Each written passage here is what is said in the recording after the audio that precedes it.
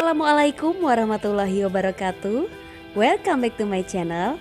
Kali ini kita akan bertemu pada koneksi antar materi untuk modul pemimpin dalam pengelolaan sumber daya.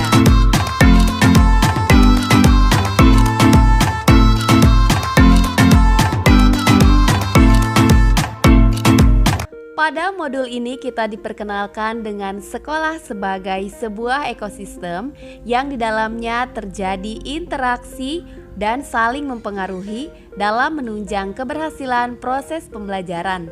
Baik itu faktor biotik seperti kepala sekolah, guru, murid, pengawas, orang tua, dan masyarakat sekitar.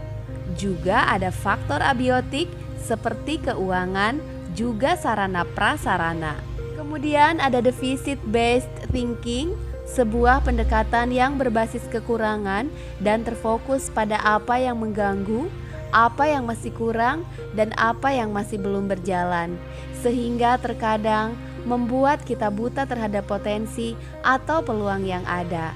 Kemudian kita diarahkan untuk memiliki asset based thinking atau sebuah pendekatan berbasis kekuatan, sebuah cara praktis untuk menemukanali hal positif yang ada pada komunitas kita.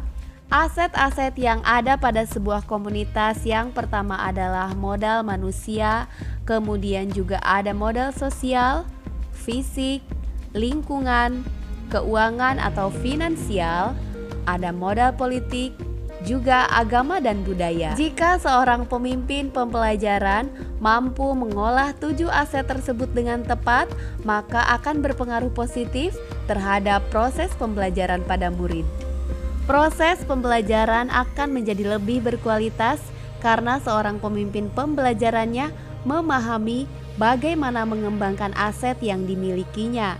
Contohnya ketika seorang guru memberikan pembelajaran yang berpihak pada murid dengan menciptakan suasana kelas yang ramah anak, membuat kesepakatan kelas sebagai penanaman budaya positif, memberikan pembelajaran berdiferensiasi, serta memahami sosial dan emosional murid. Hal-hal yang demikian akan mampu mempengaruhi proses pembelajaran menjadi lebih berkualitas. Menurut pendapat saya, dari mulai modul 1 sampai dengan modul 9 ini tidak pernah putus koneksinya.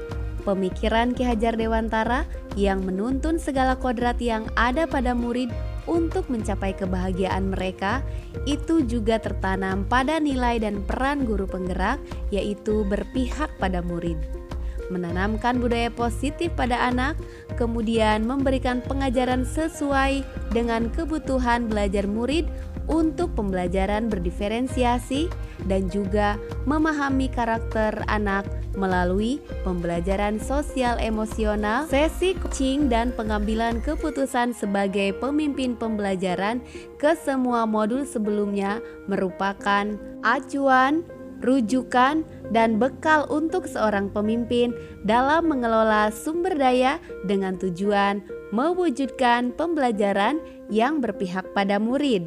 Dan untuk mewujudkannya, saya ingin memiliki kelas yang sesuai dengan kodrat anak. Anak-anak kelas 2 adalah bermain. Untuk itu, rancangan tindakan untuk aksi nyata saya adalah menciptakan pembelajaran yang berpihak pada murid dengan cara membuat suasana kelas yang ramah anak. Tujuannya adalah murid dapat belajar dengan nyaman dan bahagia karena kelasnya sesuai dengan kodrat mereka, yaitu bermain. Tolak ukur keberhasilan tindakan aksi nyata saya adalah murid rajin berangkat ke sekolah, hasil belajar meningkat, dan murid belajar dengan bahagia.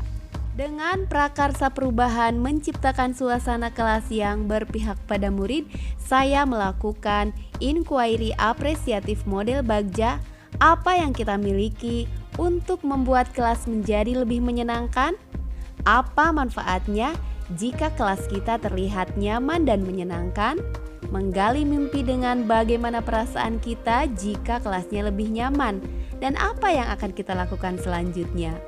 Kemudian, bagian kelas mana saja yang akan dirubah, dengan apa kita akan merubahnya.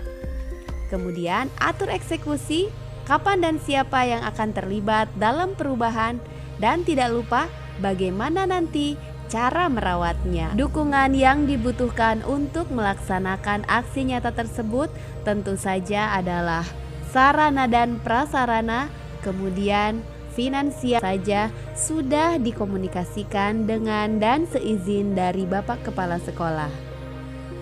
Nah, itu dia koneksi antar materi dari saya untuk modul pemimpin dalam pengelolaan sumber daya. Sampai ketemu pada video berikutnya. Billahi taufiq wal hidayah. Wassalamualaikum warahmatullahi wabarakatuh.